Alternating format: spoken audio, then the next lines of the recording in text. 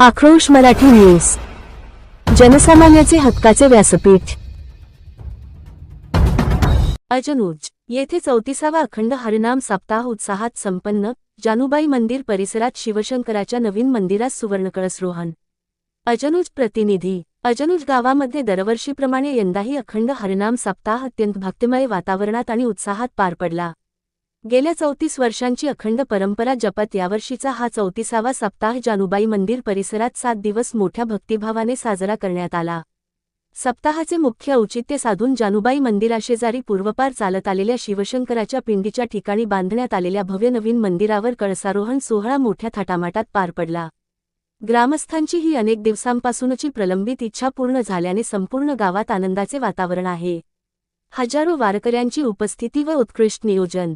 सप्ताह काळात टाळकरी, वारकरी व माळकरी यांच्या हरिगजराने संपूर्ण अजनुज नगरी दुमदुमून गेली होती।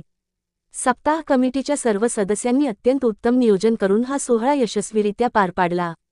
या सोहळ्यासाठी समस्त अजनुज ग्रामस्थ मोठ्या संख्येने उपस्थित होते। उद्या या अखंड हरिनाम सप्ताहाची सांगता शेवटचा दिवस होत असून काल्याच्या कीर्तनाने सोहळ्याचा निरोप घेतला जाईल। अखिल भारतीय मराठा महासंघाचा पाठिंबा।